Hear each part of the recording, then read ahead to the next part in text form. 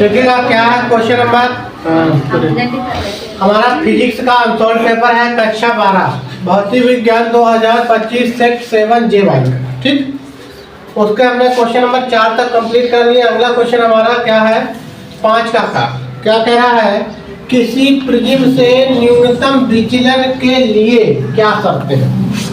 तो पहला तो यही क्वेश्चन है, किसी प्रिज्म से न्यूनतम विचलन के लिए क्या शर्तें हैं। आगे क्या कह रहा है, अपवर्तन कोण 30 अंश तथा अपवर्तनांक √2 के एक प्रिज्म के एक पृष्ठ AC पर चांदी की कलई की गई है। पृष्ठ AB पर एक प्रकाश की किरण किस प्रकार कोण I पर आपतित हो जिससे अपवर्तन के पश्चात चांदी की कलई वाले पृष्ठ से परावर्तित किरण अपने मार्ग पर लौट जाए। चित्र में देखिएगा। ठीक है, परावर्तित किरण अपने मार्ग से क्या हो लौट जाए। तो पहले घटना जो दी गई है, किसी प्रिज्म से न्यूनतम विचलन के लिए शर्तें। तो शर्तें क्या हमने आपको लिख दी है बोर्ड पे।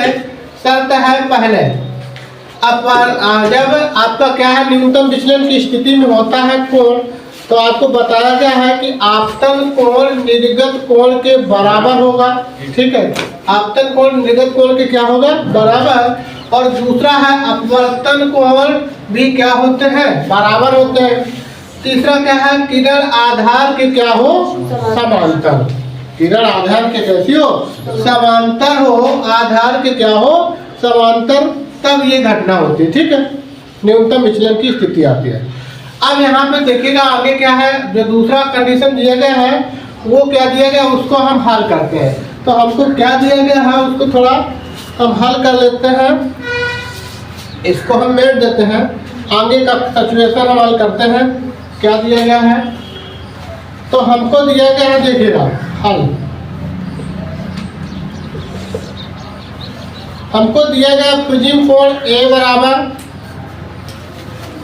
A बराबर दिया गया है 30।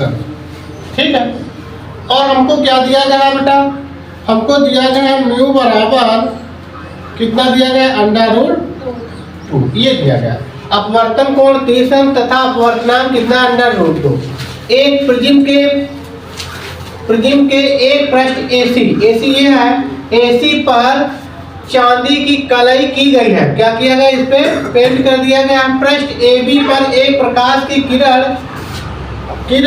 किस कोण मतलब किस कोण पर आपतित हो, किस कोण, ये कोण कौन सा हो, किस कोण पर आपतित हो जिससे अपवर्तन के पश्चात की चांदी की कलई वाले पृष्ठ से परावर्तित हो जाए। मतलब अपवर्तन के पश्चात ये इधर न जाए, उसी माध्यम में क्या हो जाए वापस लौट जाए, अपने मार्ग पर लौट आए। ये कह रहा है अपने मार्ग पर वापस लौट आए। चित्र में देखिएगा तो देखिएगा हम जानते हैं जब दर्पण पर मान लीजिए प्रकाश की किरण, ये हमारा क्या है सतह है, इस सतह पर जब प्रकाश की किरण को हम आपतित करते हैं तो यहाँ पे अभिलंब डालते हैं, तो इस माध्यम में ये परावर्तित हो जाती है। लेकिन वापस कब लौटती है, जब प्रकाश की किरण क्या हो, जब प्रकाश की किरण ये लंब है और इसी पर प्रकाश की किरण जो है तब ये उसी माध्यम में क्या होती है मतलब वैसी ही लौट जाती जैसी आती है। तो लंब जाएगी तब लौटेगी।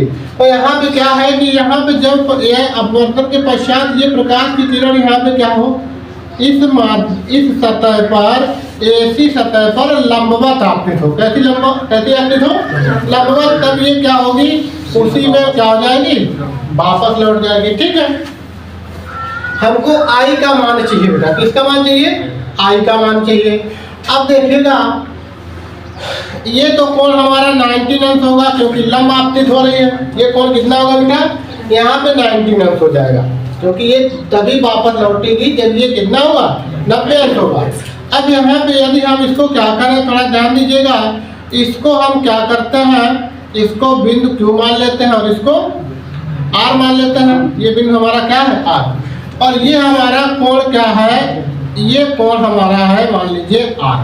ठीक है, ये कोण क्या है R होता है, हमने पढ़ा है अपवर्तनांक में, प्रिज्म के अपवर्तनांक में पढ़ा, ये क्या होता है कोण R, ये I होता है, ये R होता है। हमको ये कोण मालूम है 30 है, ये 90 अंश है। अब ये वाला कोण कितना होगा बेटा, ये वाला कोण कितना होगा? तो देखिएगा एक ये समकोण त्रिभुज बन रहा है, ए क्यू आर क्या है, समकोण त्रिभुज। तो समकोण त्रिभुज ए क्यू आर में, ठीक है। अब इसके कोण लिख लेते हैं। तो कोण क्या होगा, कोण हमारा होगा ए और प्लस दूसरा कोण ए क्यू आर और प्लस तीसरा कोण क्या है, कोण आर बराबर त्रिभुज के तीनों कोणों का योग। एक कोण मालूम है बेटा 30 है, प्लस ये हमको निकालना है ए क्यू आर और प्लस ये कितना है बेटा 90 है, बराबर 180 है, ठीक है। अब ये जोड़ोगे तो कितना हो जाएगा, 30 और 90 120 हो जाएगा, प्लस का उधर जाएगा माइनस का हो जाएगा। ए क्यू आर बराबर हो जाएगा 180 माइनस 120, घटा दो ए क्यू आर बराबर कितना हो जाएगा 60 अंश हो जाएगा। ये वाला कोण बेटा आ गया कितना 60 आ गया। अब देखिएगा जब प्रकाश की किरण इस सतह से क्या होती है, आपतित होती है, तो यहाँ पे हम क्या ये डालते हैं, लंब डालते हैं, लंब डालते हैं। तो ये वाला जो कोण है वो पूरा कितना है 90, सतह के साथ कितना बनाता है, सतह के साथ लंब बनाता है। तो ये पूरा जो कोण है वो 90 अंश का, इतना कोण हमारा कितना आ गया 60। तो इतना कोण क्या हो जाएगा, तो उसको हम लिख लेते हैं क्या है कि देखिएगा हमारा जो कोण दिया गया है पूरा कोण ए क्यू और यहाँ पे इसके बिंदु नाम दे देते हैं, मान लीजिए एम है और ये एम है, ठीक है। ए क्यू एम बराबर कितना है 90 अंश, पूरा कितना 90। अब यहाँ पे ये कोण 2 है, कौन सा, एक है ए क्यू आर और प्लस दूसरा है आर क्यू एन बराबर 90। 2 भागों में ये विभाजित है, ए क्यू आर और दूसरा क्या है आर क्यू एन, ठीक है। तो क्या हो जाएगा बेटा, देखिएगा इसका मान तो हमको मालूम है कितना है, ए क्यू आर का मान निकला है 60 और ये मान हमने लिखा है क्या आर 90। ये प्लस का उधर जाएगा बेटा क्या हो जाएगा माइनस का हो जाएगा। तो आर बराबर 90 माइनस 60, घटा दो कितना आएगा, आर बराबर 30 आएगा। आप क्या करते हैं, हमको आई का मान निकालना, ठीक है। तो स्नेल के नियम से, स्नेल के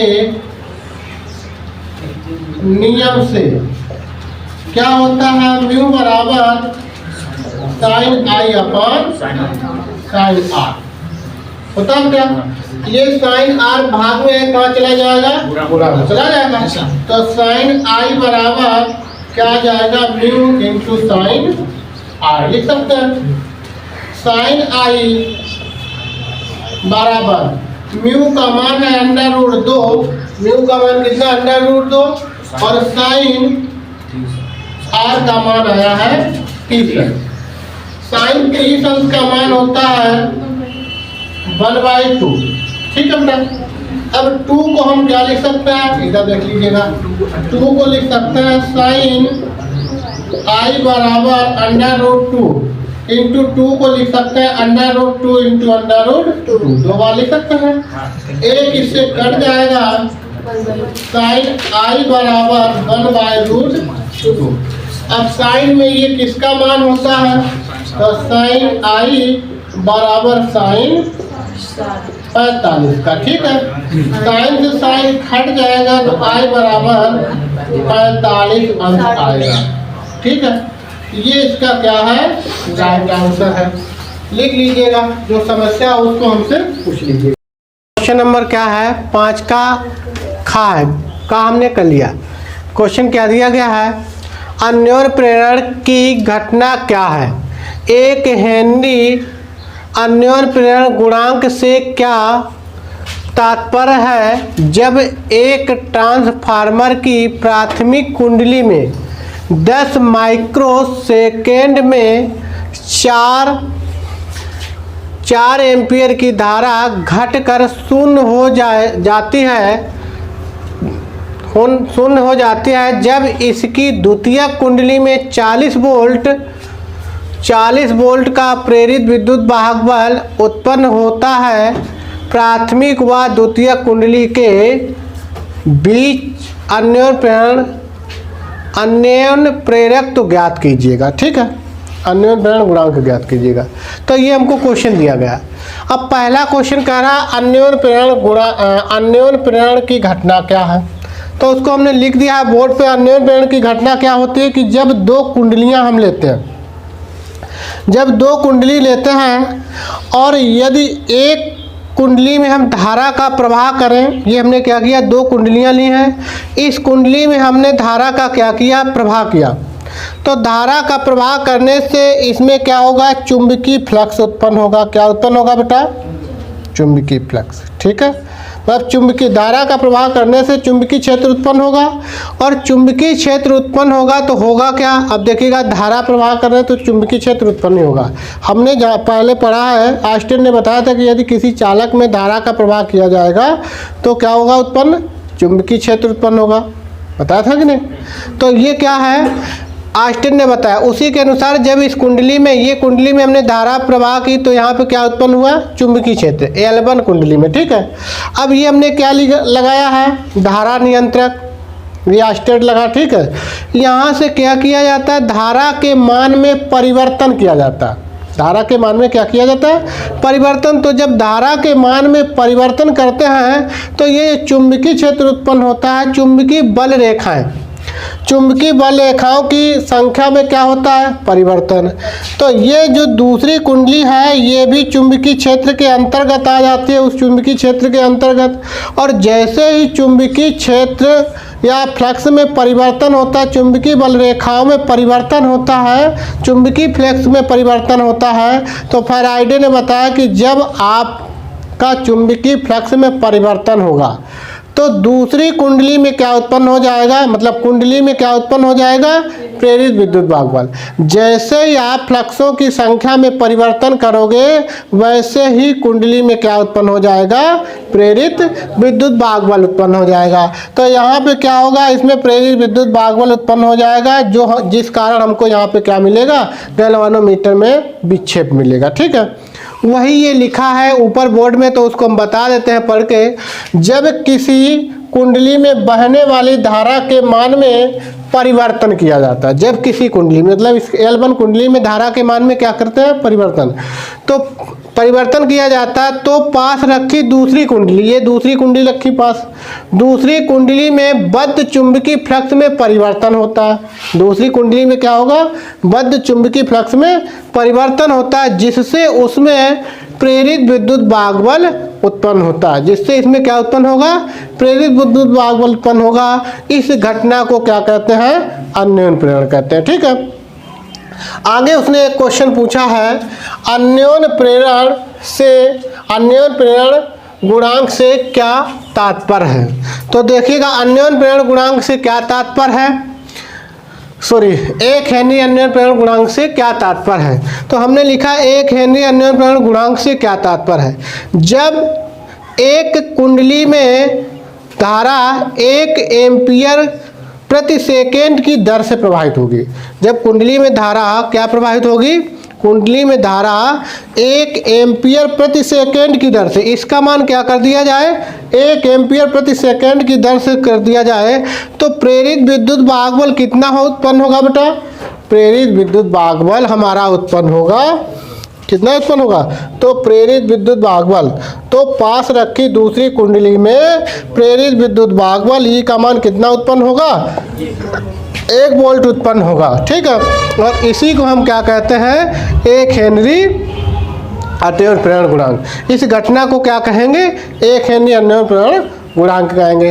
अब आगे हमको एक क्वेश्चन और दिया गया, इसमें क्या कह रहा है, जब एक ट्रांसफार्मर की प्राथमिक कुंडली में 10 माइक्रोसेकेंड में 4 एम्पियर की धारा घटकर शून्य हो जाती है, जब इसकी द्वितीयक कुंडली में द्वितीय कुंडली में 40 किलो वोल्ट का प्रेरित विद्युत भागबल उत्पन्न हो जाता है। प्राथमिक व द्वितीय कुंडली के बीच अन्योन्य प्रेरक ज्ञात कीजिए। यम का मान हमको ज्ञात करना है। तो देखिएगा, हमको जो दिया गया है उसको हम लिख लेते हैं और फिर हम क्या करते हैं, यम का मान ज्ञात कर लेते हैं। तो हमको दिया क्या क्या गया है उसको देखिएगा बेटा, क्या क्या दिया गया है। हमको दिया गया है यहाँ पे प्राथमिक कुंडली में 10 माइक्रोसेकेंड हमको टाइम दिया गया। ठीक है, क्या दिया गया है, टाइम दिया गया है।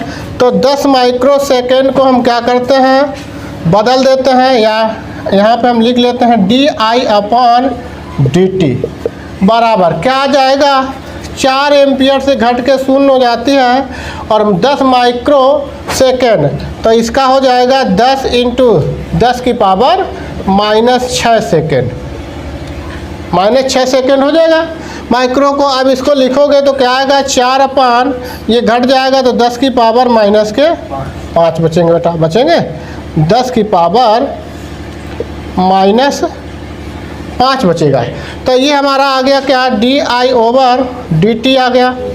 ठीक है बेटा, इसका मान आ गया।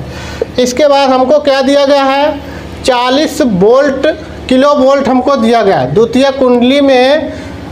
जब इसकी द्वितीय कुंडली में 40 किलो वोल्ट का प्रेरित विद्युत भागबल उत्पन्न हो, मतलब ई का मान दिया गया है हमको कितना, 40 किलो, हिंदी में ही लिख देते हैं, 40 किलो वोल्ट ये हमको दिया गया। अब इसको बदल दो वोल्ट में, तो 40 × 10 1000 आएगा। ठीक है, और 1 2 3 4 जीरो है तो इसको लिख सकते हो 10 की पावर 4 वोल्ट। कितना हो जाएगा, 10 की पावर 4 वोल्ट हो जाएगा। अब फार्मूला लगा दें तो क्या आएगा, E बराबर m, ठीक है, और di/dt। ठीक, मान भर दीजिएगा। E का मान आया है कितना, 4 × 10 की पावर आया बेटा 4, और बराबर m × 10 की पावर कितना आया बेटा, ये आया हमारे पास 4/10 की पावर -5। ठीक है, ये क्या है, ये भाग में है, गुणा में चला जाएगा, ये गुणा में है, भाग में आ जाएगा। तो m बराबर आएगा 4 × 10 की पावर 4 और 4 × 10 की पावर ये ऊपर जाएगा, भाग, ये भाग में है तो गुणा में जाएगा, 10 की पावर -5 और ये भाग में आएगा 4। तो 4 से 4 कटेगा, इससे घात घटाओगे, गुणा में घात जुड़ती है तो 4 से ये 5 से 4 चला जाएगा, कितना बचेगा, m बराबर 10 की पावर -1 बचेगा। ये होगा, या इसको नीचे ले जाओ तो m बराबर क्या आ जाएगा, 1/10, 10 का भाग दे दोगे तो 0.1 हेनरी। ये इसका क्या होगा, अन्योन्य प्रेरण गुणांक होगा। ठीक है, लिख लीजिएगा, जो चीज़ ना समझ में आए उसको पूछ लीजिएगा। ठीक है, अनसोल्ड पेपर हमारा है कक्षा 12 का भौतिक। ठीक है, 2025 सेट है 7J। क्वेश्चन नंबर हमारा जो दिया गया है 5 का खा का अथवा वाला क्वेश्चन है। क्या कह रहा है, ट्रांसफार्मर का कार्यकारी सिद्धांत क्या है, ये इतना क्वेश्चन आपका है। आगे क्या कह रहा है, एक आदर्श अपचाही ट्रांसफार्मर की प्राथमिक व द्वितीय कुंडली में फेरों की संख्याओं का अनुपात 20:1 है। जब 220 वोल्ट का निवेशी वोल्टेज लगाया जाता है, ठीक है, तब निर्गत धारा 8 एम्पियर होती है। गणना कीजिए प्राथमिक कुंडली में धारा, प्राथमिक कुंडली में क्या ज्ञात करना, धारा। सेकेंड ज्ञात करना, निर्गत शक्ति ज्ञात करना। ठीक, ये हमको ज्ञात करना। तो पहला क्वेश्चन हमको क्या दिया गया है, ट्रांसफार्मर का कार्यकारी सिद्धांत क्या है। तो आप यहाँ पे ट्रांसफार्मर का कार्यकारी सिद्धांत लिख लोगे। ट्रांसफार्मर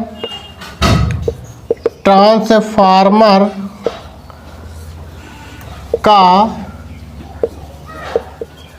कार्यकारी सिद्धांत, सिद्धांत क्या होता है, इसका जो सिद्धांत है, ट्रांसफार्मर का जो सिद्धांत है, यह अन्योन्य प्रेरण के सिद्धांत पे क्या करता है, वर्क करता है। ठीक है, ट्रांसफार्मर जो है वह अन्योन्य प्रेरण के सिद्धांत के अनुसार क्या करता है, कार्य करता है। क्योंकि प्राथमिक कुंडली में धारा निवेश की जाती है तो द्वितीय कुंडली में धारा क्या हो जाती है, मतलब किसी एक कुंडली में धारा का प्रवाह किया जाता है तो दूसरी कुंडली उसके पास रखी दूसरी कुंडली में प्रेरित विद्युत वाहक उत्पन्न हो जाता है। उसी को यहाँ पे आपको क्या करना है, लिखना है। ठीक है, अब क्वेश्चन नंबर ये आप लिख सकते हैं, आपने पढ़ा होगा। इसके बाद दूसरा क्वेश्चन क्या कहता है, एक आदर्श अपचायी ट्रांसफार्मर की प्राथमिक व द्वितीय कुंडली में फेरों की संख्याओं का अनुपात। तो ट्रांसफार्मर में पढ़ा है हमने क्या, परिणामन अनुपात। क्या पढ़ा है, परिणामन अनुपात R बराबर। परिणामन अनुपात क्या होता है, ट्रांसफार्मर में फेरों की संख्या मतलब प्राथमिक कुंडली में फेरों की संख्या अपान सेकेंडरी या द्वितीय कुंडली में फेरों की संख्या। प्राइमरी कॉइल है और एक सेकेंडरी कॉइल है। ठीक है, फेरों की क्या है, संख्या का अनुपात बराबर वोल्टेज, प्राथमिक कुंडली का वोल्टेज, इसके बाद द्वितीय कुंडली का वोल्टेज, और जो धारा के साथ संबंध होता है वह उल्टा होता है। ठीक है, तो प्राथमिक कुंडली में धारा सेकेंडरी कुंडली में धारा अपान प्राथमिक कुंडली में धारा। ठीक, ये इसका क्या है, अनुपात है। अब हमको दिया क्या गया है, पहली घटना दी गई है कि प्राथमिक क्या दिया गया है, प्राथमिक व द्वितीय कुंडली में फेरों की संख्या का अनुपात, फेरों की संख्या का अनुपात दिया गया है। मतलब हमको दिया गया है क्या, NP/NS दिया गया है 20:1। ठीक है, अब हम क्या करते हैं, बारी बारी से पहले तो हम क्या निकाल लेते हैं, इसका वोल्टेज निकाल लेते हैं। क्यों वोल्टेज, क्योंकि हमको और क्या दिया गया, जब 200 वोल्ट का निवेशी मतलब निवेश करना है, प्राथमिक निवेश किसमें किया जाता है, प्राथमिक में। ठीक है, तो प्राथमिक कुंडली का हमको क्या दिया गया, वोल्टेज दिया गया है। हमको दिया गया है VP, प्राथमिक कुंडली का वोल्टेज कितना है, 250 वोल्ट। ठीक बेटा, जब 250 वोल्ट का निवेशी वोल्टेज लगाया जाता है तब निर्गत धारा मतलब निकल रही जो धारा है तो सेकेंडरी से निकलेगी। तो सेकेंडरी की धारा हमको दी गई है, मतलब IS का मान दिया गया कितना, 8 एम्पियर दिया गया बेटा। ठीक है, गणना कीजिए प्राथमिक कुंडली में धारा और निर्गत शक्ति।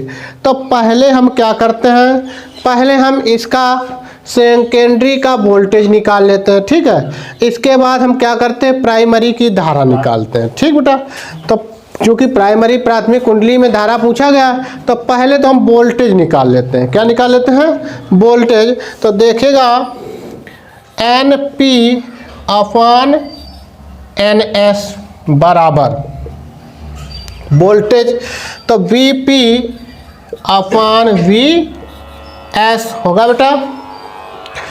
B इसका मान कितना है, 20:1 है, तो हमने लिख दिया ये 20:1। ठीक बेटा, इसके बाद बराबर BP का मान कितना है बेटा, BP का मान है 250/VS। ठीक है, अब यहाँ पे इसमें गुणा कर दें तो त्रियक गुणा करेंगे तो क्या आएगा, 20 × BS बराबर 250, क्योंकि 1 का गुणा करोगे वही रहेगा। आगे देखिएगा क्या होगा, BS बराबर 250/20। इसको इससे काट दो तो कितना आएगा बेटा, इसको हम इससे डिवाइड, 0 से 0 आपका कैंसिल हो जाएगा। 2 का भाग जब 25 में देंगे तो कितना आएगा बेटा, BS बराबर आ जाएगा 12.5 वोल्ट। ये हमारे पास आ गया। ठीक है, BS का मान। अब ये वोल्टेज आ गया सेकेंडरी का। अब हमको क्या चाहिए, धारा चाहिए। पहली कंडीशन हमसे कहता है, फर्स्ट कंडीशन हम निकालते हैं क्या, निर्गत धारा, ठीक, सॉरी, प्राथमिक कुंडली में धारा, प्राथमिक कुंडली में धारा। तो प्राथमिक कुंडली में धारा क्या होगी, थोड़ा ध्यान दीजिएगा। हमको यह अनुपात इसके भी बराबर है, तो क्या है, N P upon N S बराबर I S upon I P.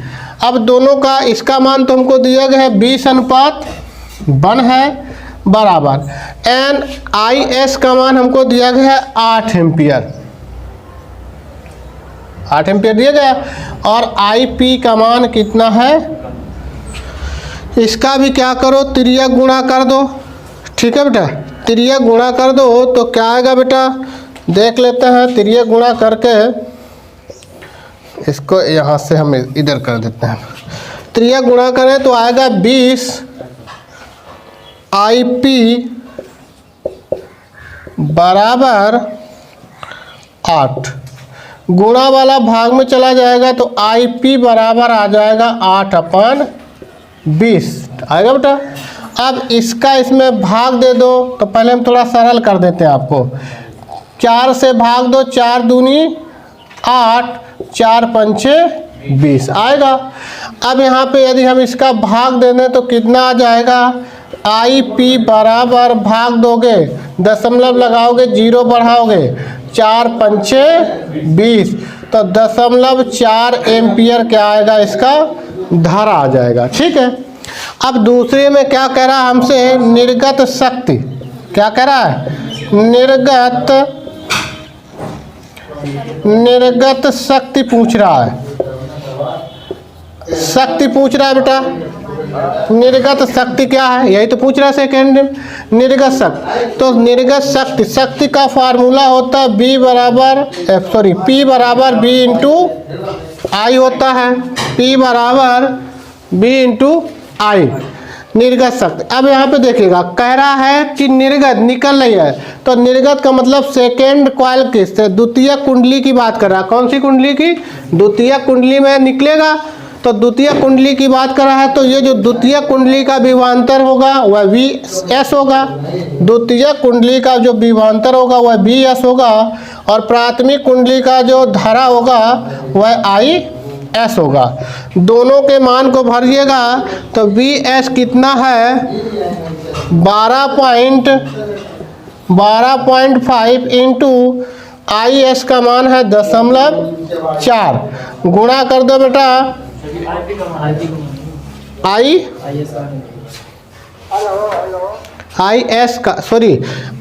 का मान कितना, ये IP का मान 0.4 है, IS का मान कितना है, 8 है, 8 रबर दीजिएगा।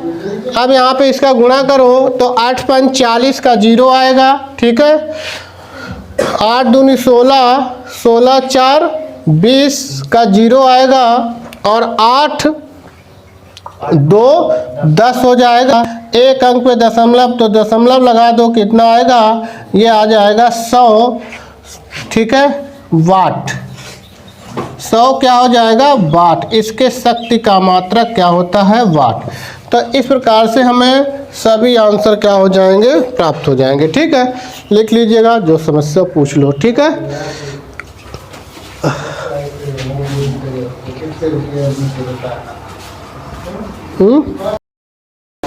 देखिएगा क्या है, क्वेश्चन नंबर हमारा है 5 का, हमने खाता कर लिया। अगला क्वेश्चन क्या है, आइंस्टीन का प्रकाश वैद्युत समीकरण लिखिएगा।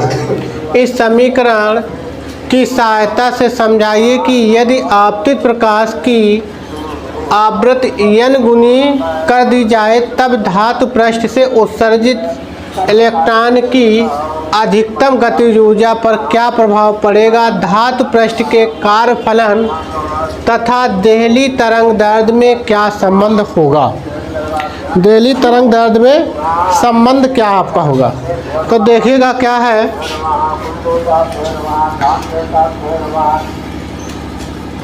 इसका उत्तर क्या होगा? तो क्या है? आइंस्टीन प्रकाश वैद्युत समीकरण। आइंस्टीन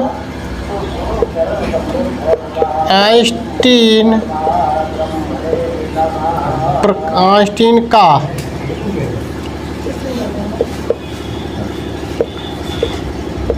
प्रकाश वैद्युत समीकरण। वैद्युत समीकरण। अब क्या है, आइंस्टीन ने क्या बताया है? आइंस्टीन ने प्लैंक के अनुसार क्या बताया कि मान लीजिए ये कोई हमारे पास सतह है, ये कोई सतह है, इस सतह पे हम प्रकाश को क्या करें? आपतित करें। प्रकाश को क्या करें? आपतित करें तो यहाँ से क्या होगा? इलेक्ट्रॉन का उत्सर्जन होगा। इलेक्ट्रॉन क्या होगा? इससे उत्सर्जित होगा। मतलब हम एक न्यूनतम आवृत्ति का क्या करें? प्रकाश आपतित करें, जिससे इलेक्ट्रॉन का क्या हो? उत्सर्जन हो। तो वह जो प्रकाश ऊर्जा हम उसको देंगे तो वह ऊर्जा कितनी होगी? तो प्लैंक ने उस ऊर्जा को बताया है। प्लैंक के अनुसार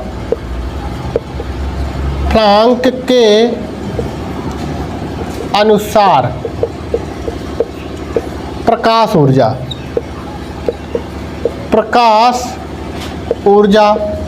प्लैंक के अनुसार प्रकाश ऊर्जा कितनी प्रकाश ऊर्जा होगी? तो यह ऊर्जा हो जाएगी h न्यू। ठीक है, प्लैंक ने क्या बताया कि जब हम किसी सतह पर प्रकाश को आपतित करें तो वह ऊर्जा कितनी है? h न्यू है।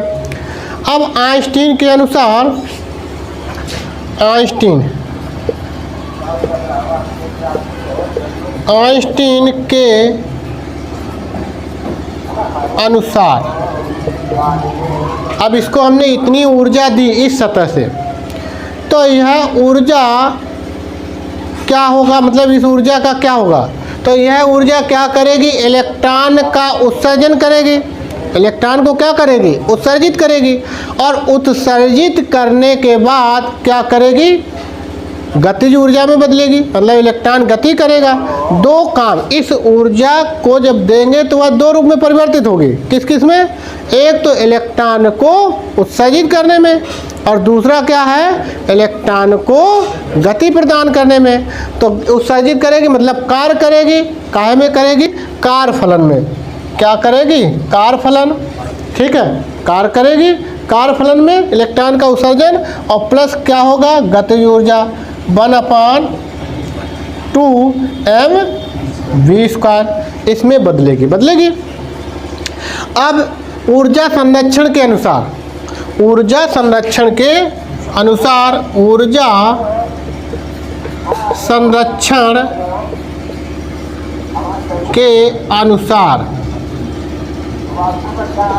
ऊर्जा संरक्षण क्या कहता है कि ऊर्जा नष्ट तो होती नहीं है। दी गई ऊर्जा जो हमने है प्रकाश ऊर्जा दी है, वह काय में परिवर्तित हुई है? ऊर्जा जो दी गई ऊर्जा वह इसमें परिवर्तित हो गई, इस ऊर्जा में। तो ये दोनों क्या है? इक्वल, मतलब वो नष्ट नहीं हुई है, उसका दी गई ऊर्जा व्यय ऊर्जा में क्या हो गई? परिवर्तित हो गई। तो ऊर्जा संरक्षण के अनुसार h जो न्यू है वह काय में बदल गया? 5+1/2mv²। ठीक, ये आइंस्टीन प्रकाश वैद्युत समीकरण। ठीक है, अब यहाँ पे देखिएगा क्या है कि यदि हम इसका गतिज ऊर्जा निकालें तो ये प्लस का इधर आ जाएगा, तो 1/2mv² बराबर h न्यू माइनस क्या होगा? 5 हो जाएगा। अब फाई क्या है? यहाँ नियत है। फाई क्या है? यहाँ पे जो फाई है वह फाई का मान कैसा है? नियत है। ठीक है, क्योंकि फाई क्या कर रहा है? कार्य फलन है। इलेक्ट्रॉन का क्या कर रहा है? उत्सर्जन कर रहा है। ठीक है, फाई कैसा है? नियत बेटा। तो ये जो गतिज ऊर्जा दी गई इसको हम क्या लिख सकते हैं? काइनेटिक एनर्जी, गतिज ऊर्जा, जिसको हम K लिख सकते हैं। ये क्या है? गतिज ऊर्जा, जिसको हमने लिख लिया K। और K कैसा है? K आपका है अधिकतम। कैसा है? मैक्सिमम है। ठीक है, जो कितना आया है? h न्यू 5 ये आया है। अब यहाँ पे देखिएगा, ये तो नियत है तो इसमें कुछ परिवर्तन होगा नहीं, इसका मान कैसा है, नियत। अब वो कहता है, क्या कहता है कि यदि हम क्या कर दें, आवृत्ति को, आपतित प्रकाश की आवृत्ति को n गुना कर दिया जाए, आपतित प्रकाश की आवृत्ति को क्या कर दिया जाए, n गुना। कहने का मतलब इसकी जो आवृत्ति है वह n गुनी कर दी जाए। आवृत्ति कैसी हो जाए, आवृत्ति n गुनी कर दी जाए, ठीक है। तो n गुनी कर दी जाएगी तब क्या होगा, देखिएगा, मतलब v का जो मान है वह किस में बदल दिया जाएगा, सॉरी न्यू का जो मान है वह क्या हो जाएगा, n न्यू हो जाएगा, ठीक है।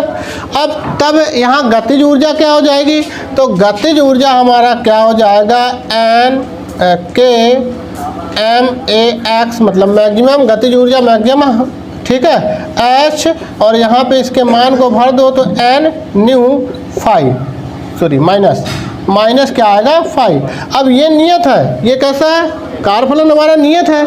तो आवृत्ति बढ़ाने पर इसमें कोई परिवर्तन होगा नहीं, आवृत्ति के बढ़ाने पर गतिज ऊर्जा का मान भी क्या होगा, बढ़ेगा। अब जितनी आवृत्ति बढ़ाओगे उतनी ही क्या बढ़ेगी, गतिज ऊर्जा। तो न्यू गतिज ऊर्जा, ठीक है, न्यू गतिज ऊर्जा क्या हो जाएगी, न्यू गतिज ऊर्जा हमारी हो जाएगी K डैश MAX बराबर, जितनी आवृत्ति बढ़ा दोगे, n गुनी बढ़ाई है तो n गुनी गतिज ऊर्जा भी क्या हो जाएगी, बढ़ जाएगी, ठीक है। ये आपका क्या है, आंसर है, ठीक है बेटा। अब यहाँ पे देखिएगा, हमसे कह रहा है क्या, कह रहा है आगे, कार्यफलन तथा देहली आवृत्ति में देहली तरंग दैर्ध्य में संबंध ज्ञात कीजिएगा।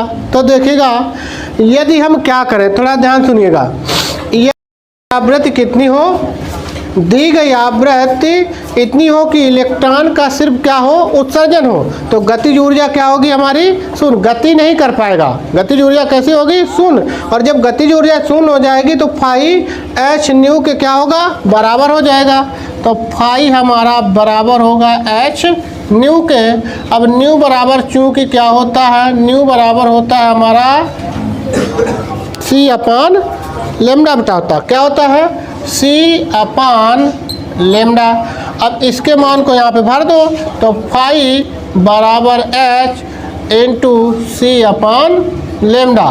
तो ये क्या आया है, इसको थोड़ा h c अपान लेमडा, ये हमारा क्या है, संबंध है, किसमें, कार्यफलन और तरंग दैर्ध्य में। ये आपका क्या आ गया, संबंध। लिख लीजिएगा, नोट कर लीजिए, जो समस्या उसको पूछ लीजिएगा। नंबर हमारा क्या है, 5 का गा है, गा तक कर लिया, गा है क्या है, व्हीट स्टोन सेतु का सिद्धांत किरचॉफ के नियम से समझाइए। दिए गए परिपथ में धारा मापी G में कोई विक्षेप नहीं है, सेल में कितनी धारा प्रवाहित हो रही है, ये आपको बताना, ठीक है। तो पहले आपसे पूछा गया व्हीट स्टोन सेतु का सिद्धांत किरचॉफ के नियम से समझाना, ठीक है। तो व्हीट स्टोन सेतु क्या है, देखिएगा, पहले आपको क्या करना है, इस प्रकार से 4 प्रतिरोधों को लेना है,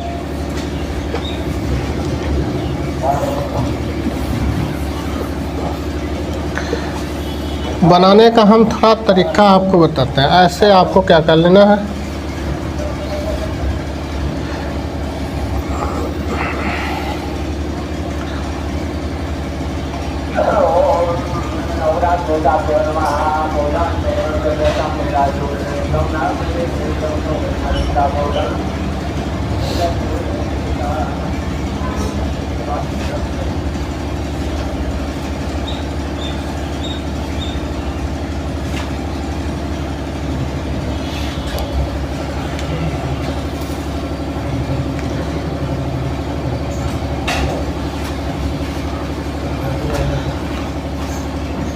से क्या है, ये परिपथ है आपका, हमने बना दिया है।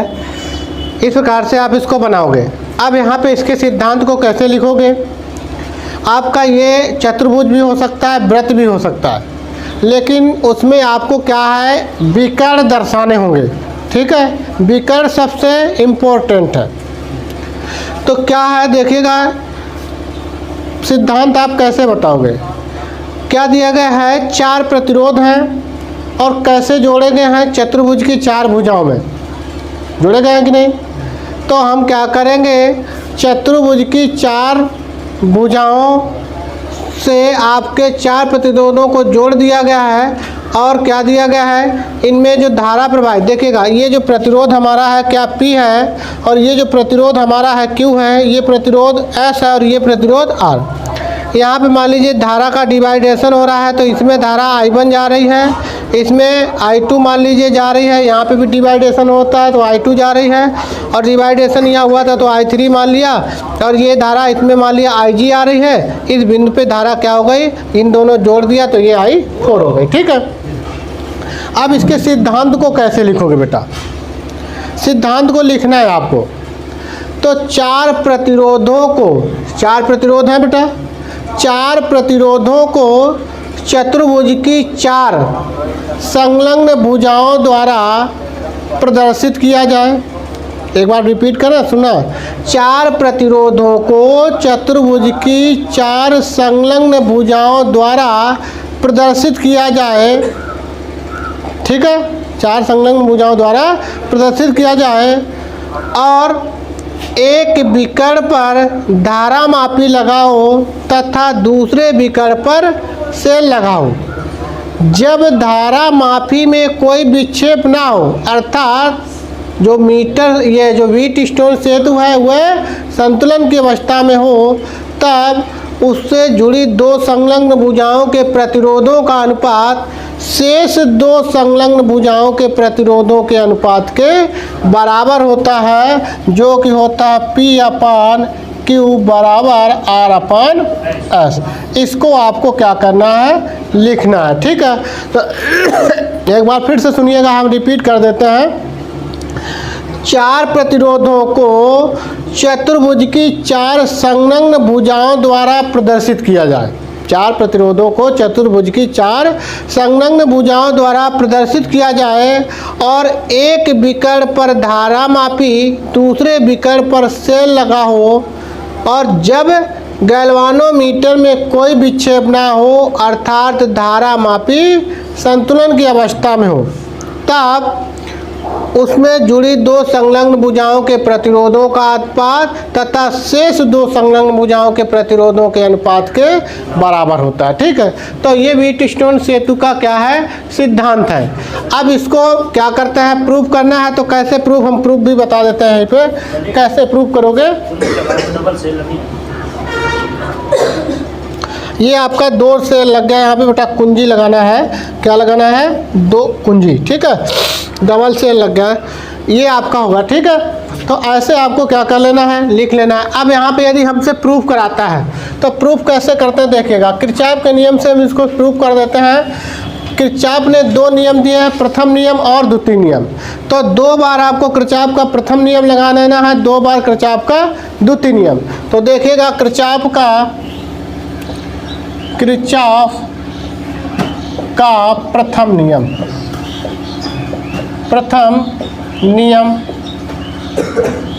क्या है, किरचॉफ का प्रथम नियम क्या है बेटा? देखिएगा क्या है किरचॉफ का प्रथम नियम, जिसको हम कहते हैं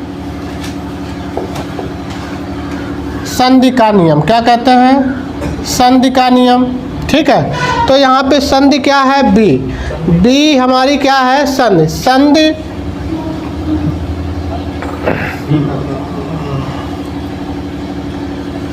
प्रथम नियम, संधि का नियम,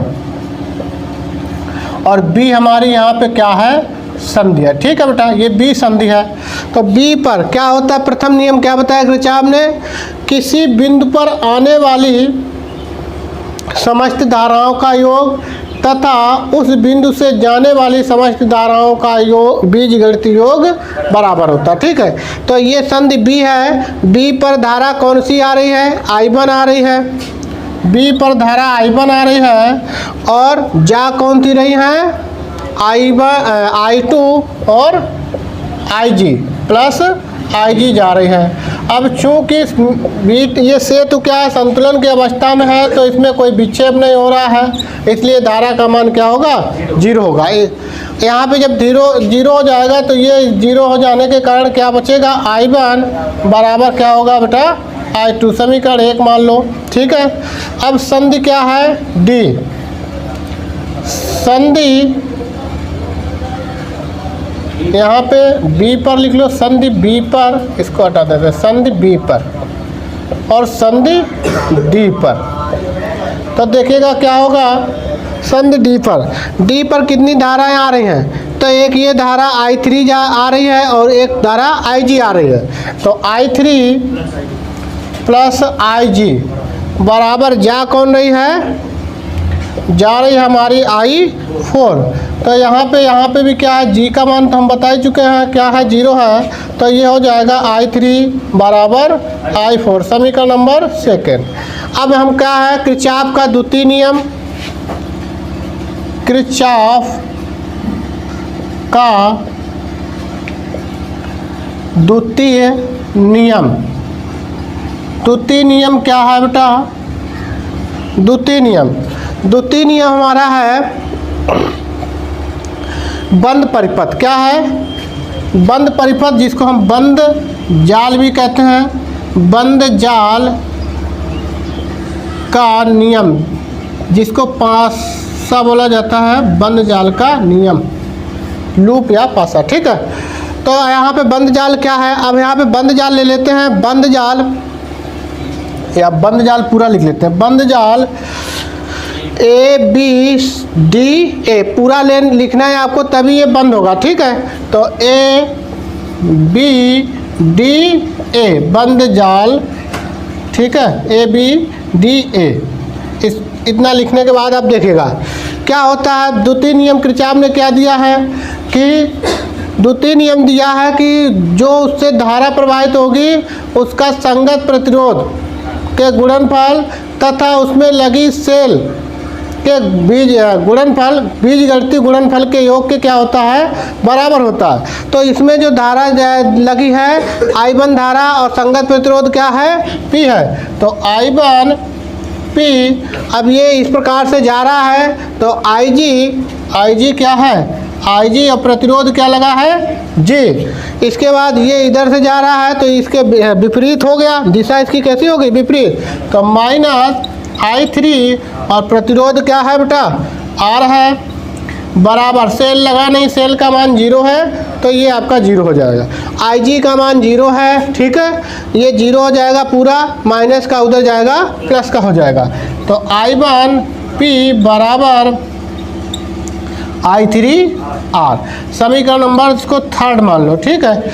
इसके बाद बंद जाल दूसरा है, इधर देख लीजिएगा, बंद जाल, बंद जाल क्या है, BCD में, ठीक है।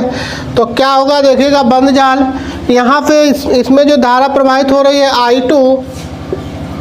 I2 और क्या है, Q प्लस, अब प्लस नहीं माइनस आएगा, क्या है कि इसमें जो धारा जा रही है I4 क्या आएगा, माइनस I4 और प्रतिरोध क्या है, S, माइनस ये भी होगा।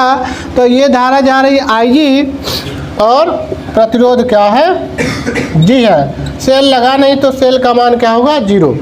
देखिएगा हम इस दिशा में चल रहे हैं और धारा इस दिशा में जा रही है, दिशा में चल रहे थे तब प्लस आया था, और धारा हम इस दिशा में आ रहे हैं, धारा किधर जा रही है, इस दिशा में, तो माइनस आ गया, ठीक है। अब यहाँ पे क्या, ये तो मान 0 हो जाएगा क्योंकि IG का मान 0 है, ठीक है। ये उधर जाएगा, प्लस का हो जाएगा, तो I2Q बराबर I4S, माइनस का उधर चला गया, प्लस का हो गया, ठीक है। समीकरण नंबर 4। समीकरण 3 में 4 का क्या कर दो, भाग दे दो, तो क्या आ जाएगा, I1P अपान I2Q बराबर I3 R upon I4 S। मान ये क्या है देखिएगा, I1 I2 के क्या है बराबर है, तो I2 की जगह हम I1 जब लिख देंगे तो ये इससे कट जाएगा, और यहाँ पे I3 I4 के बराबर है, तो इसका मान जब रख देंगे तो ये इससे कट जाएगा, तो क्या बचेगा आपका बेटा P अपान Q बराबर R अपान S। ये हमारा व्हीटस्टोन सेतु हो गया। अब हमसे यहाँ पे कह रहा है क्या, एक परिपथ दिया गया है, ठीक है, इसको नोट कर लो, फिर हम इस परिपथ को सॉल्व कर देते हैं। चलोगे बेटा, देखिएगा क्या है कि अब यहाँ पे हमको क्या करना है, व्हीटस्टोन सेतु का मान वो रख देना है। तो P का मान यहाँ पे कितना आया बेटा, ये परिपथ जो दिया गया है P का मान है 3 और Q का मान कितना है 4 है, R तो ज्ञात ही करना है, S का मान कितना है 12 है। व्हीटस्टोन सेतु से P अपान Q बराबर R अपान S मान भर दो, तो P का मान 3 है, Q का मान 4 है, बराबर R अपान S का मान कितना है 12 है।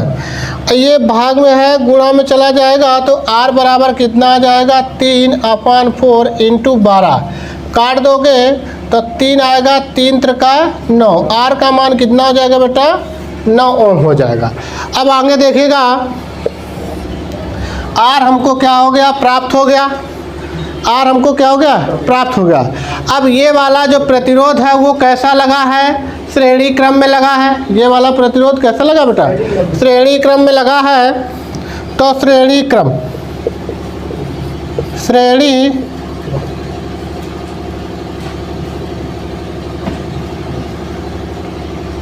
सॉरी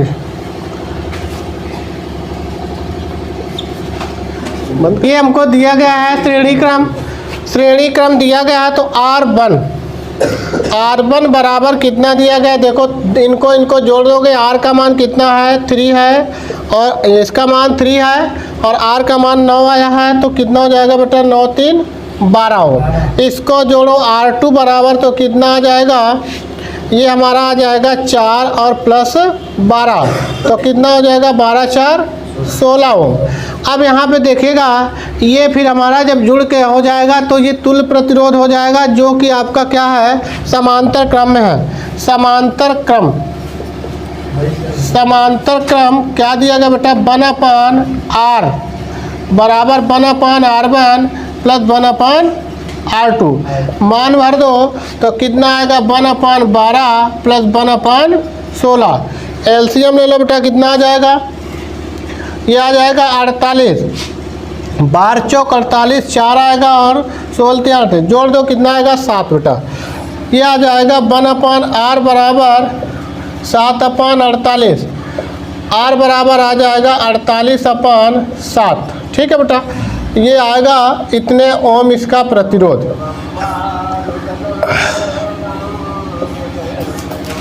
अब हमसे क्या पूछा है, धारा I का मान क्या होगा, तो देखिएगा ओम के नियम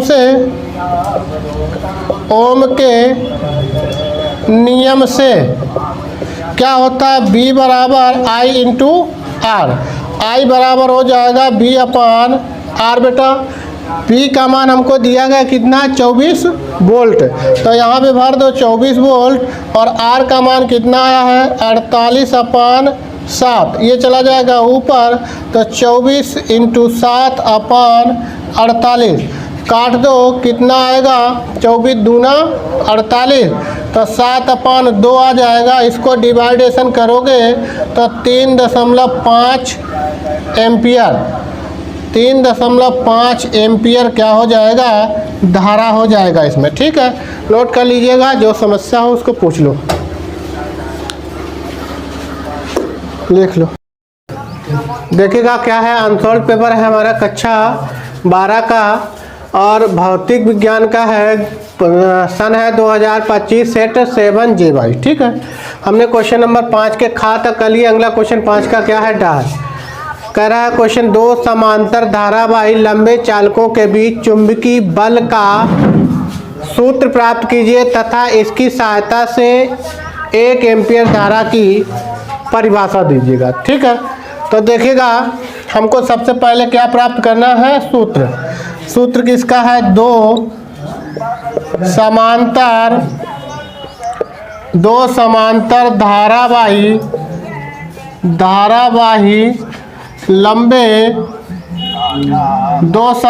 धारावाही लंबे चालकों के बीच चुंबकीय क्षेत्र। क्या हमको चाहिए, चुंबकीय क्षेत्र, चुंबकीय बल चाहिए। क्या चाहिए, चुंबकीय बल कितना लगेगा। तो यहाँ पे देखिएगा हमको इसका मान चाहिए, कितना मान होगा देख लीजिएगा भाई।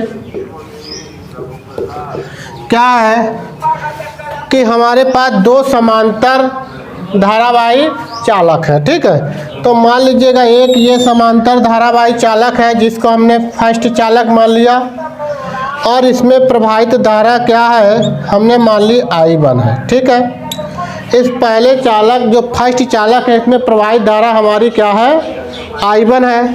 अब जब इसमें हम धारा का क्या करते हैं, प्रवाह करते हैं, तो इसके चारों तरफ क्या उत्पन्न होगा बेटा, चुंबकीय क्षेत्र उत्पन्न होगा। और इस चुंबकीय क्षेत्र में हमने क्या किया,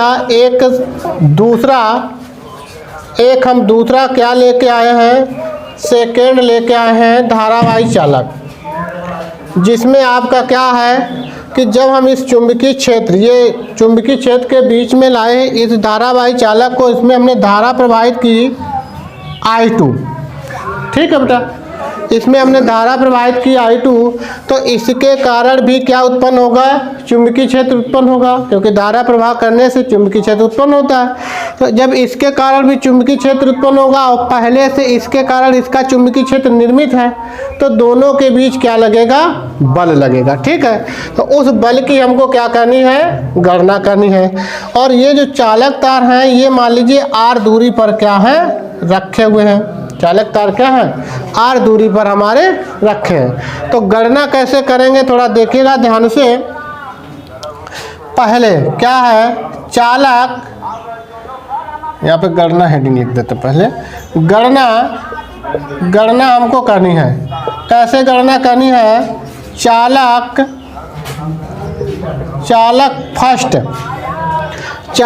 फर्स्ट के कारण उत्पन्न चुंबकीय क्षेत्र। ठीक है, चालक फर्स्ट के कारण चालक फर्स्ट में I धारा प्रवाहित करने पर चुंबकीय क्षेत्र। ठीक है, चालक फर्स्ट में I1 धारा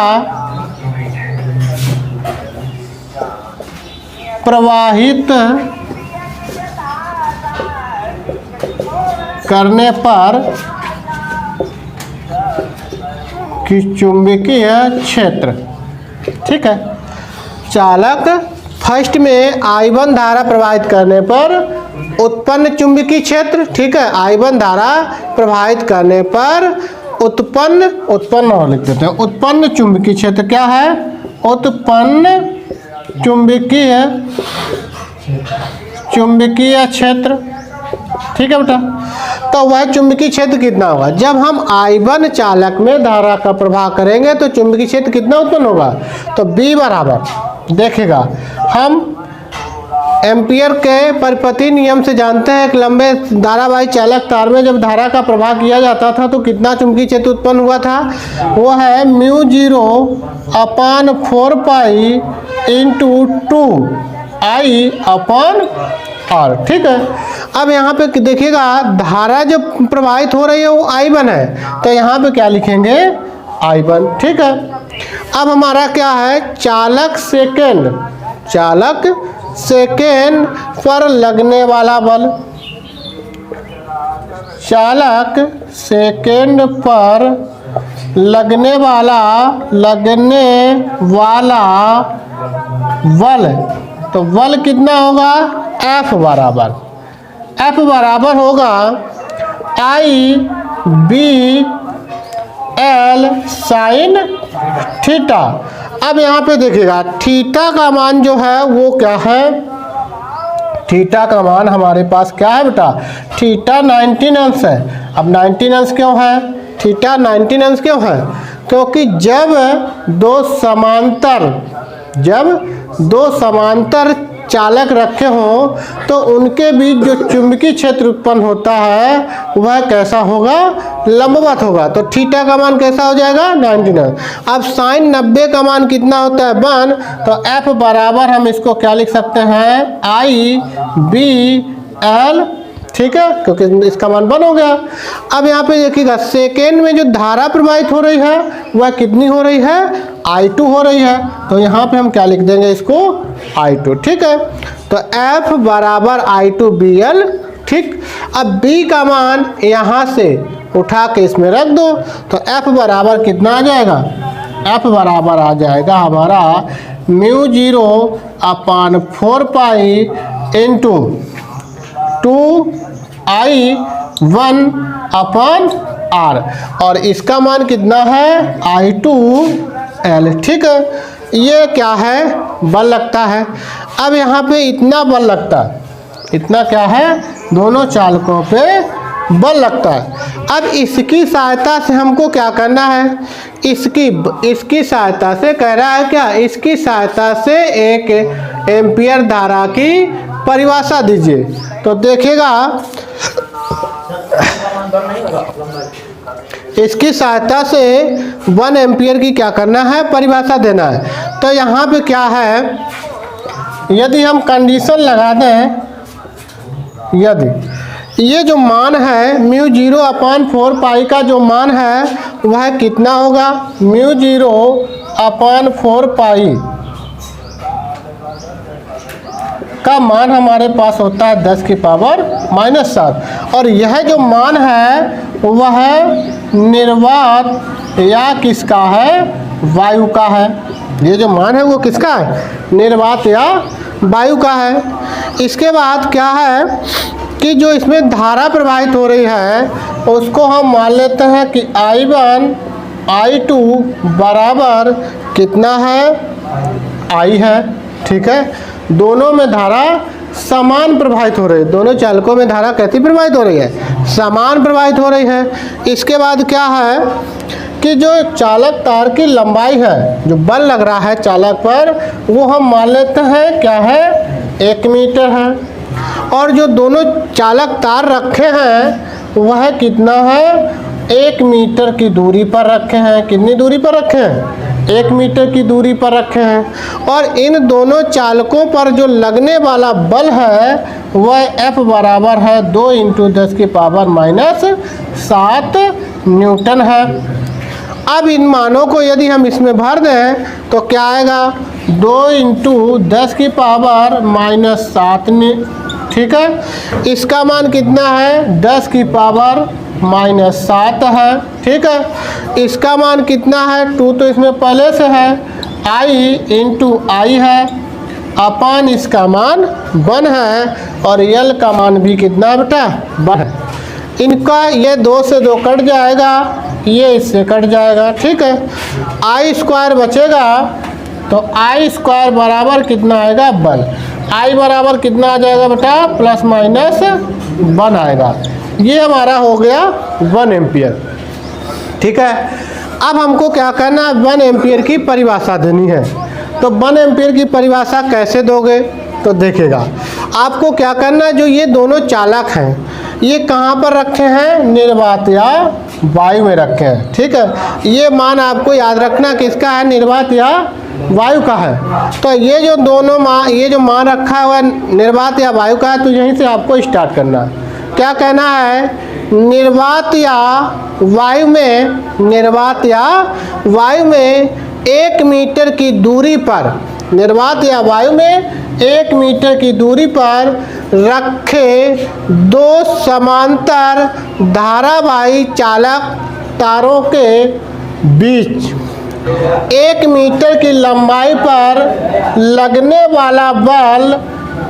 वाला बल कितना हो? 2 × 10⁻⁷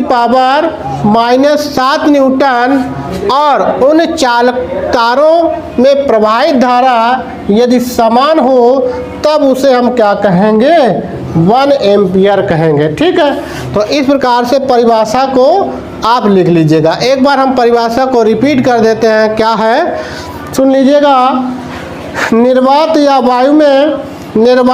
वायु में 1 मीटर की दूरी पर रखे दो समांतर धारावाही चालक तारों की 1 मीटर की लंबाई पर लगने वाला बल 2 × 10⁻⁻7 न्यूटन हो और उन चालक तारों में प्रवाहित धारा यदि समान हो तब उसे हम 1 एम्पियर कहेंगे। ठीक है, नोट कर लीजिएगा। ठीक।